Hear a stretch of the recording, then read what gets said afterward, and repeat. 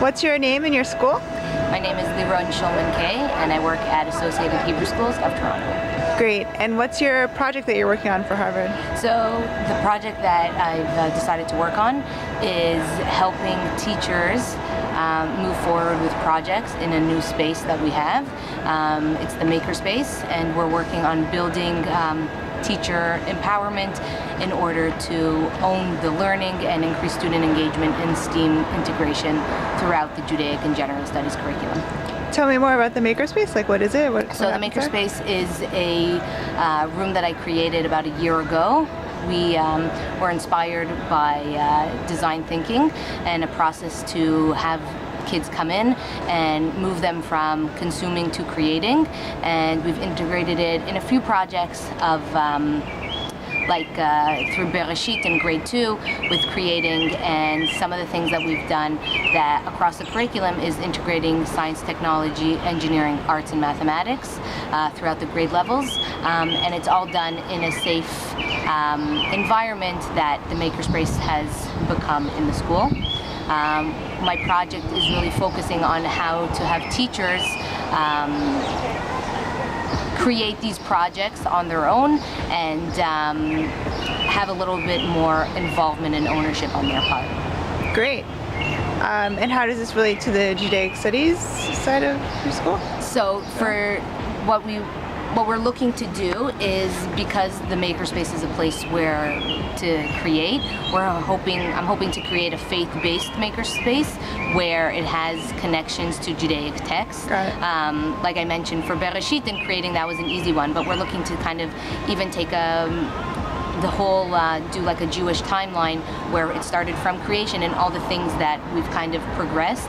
Similar to the idea of making is there's always, there's a process that we have designed where kids listen to one another's ideas, they create a prototype, they sit back, they collaborate. So all those discussions are kind of a reflection when it comes to Jewish text, where Rashi speaks to the text. So we're kind of trying to create a space where students can do that in a Chavruta type style of working together. Great. And what's your vision or goal? Like, how do you think this will play out in your school? So I come from a community day school where we have, we're proud to host a variety of different religious affiliations, but we are deeply grounded in Jewish values and Torah text. And also we want to inspire Hebrew language and love of Israel. So through these projects, we're hoping to inspire kids to want to come back and kind of create their creation story along with us through the makerspace. Great. And sorry, what was your role at the school? I'm the vice principal. You're the vice from principal. K to 5. Great. Yes. So you deal with the Judaic side? Yes. As well. Okay. So what is your overall vision, like, in terms of the Jewish mission of your school? So for us, we're hoping to produce kids who we don't know what school or the world will look like in 5 to 10 years. So we want to equip them with the ability to create and to take a human-centered approach to challenge assumptions, and this space will help them build on those character traits and to do it in a inclusive environment. Great. Yeah. So tell me a little about the Harvard program and how it's impacted you, or what you think you'll take back to your school. So I almost wish I never came to Harvard, just so I could do it all over again. It's really been an experience that I could never have.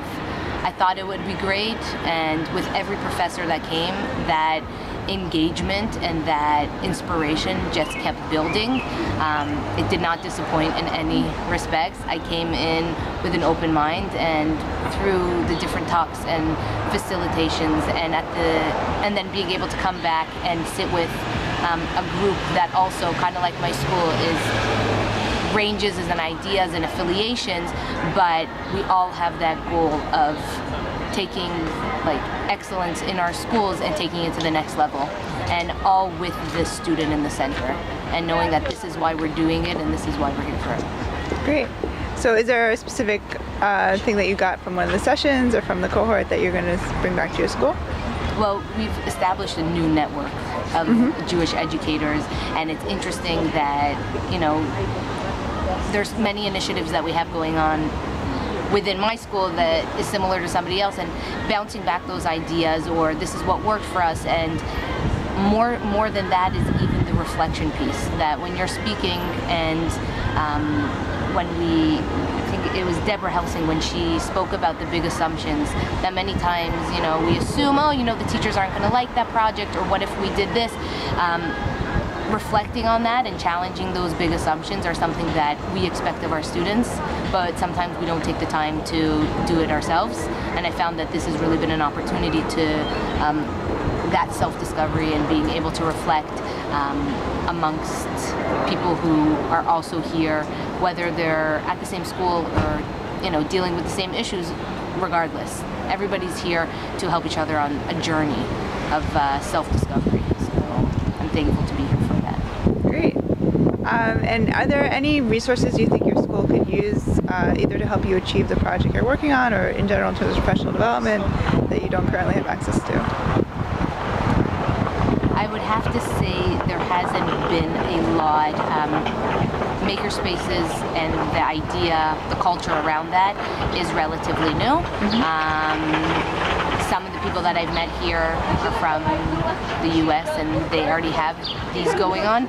We do not have access to resources to increase the professional knowledge of our staff in order to ensure that this is something that is successful.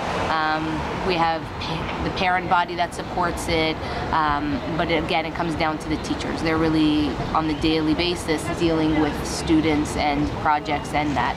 So for me, if it were to be professional development, I think a lot of what we've done has been theory with a few tools here and there of, collecting data and being able to assess that.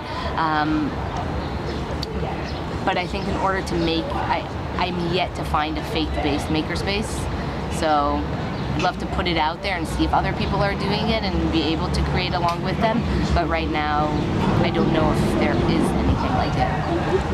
I don't know if we find anything later. Great, thank you so much.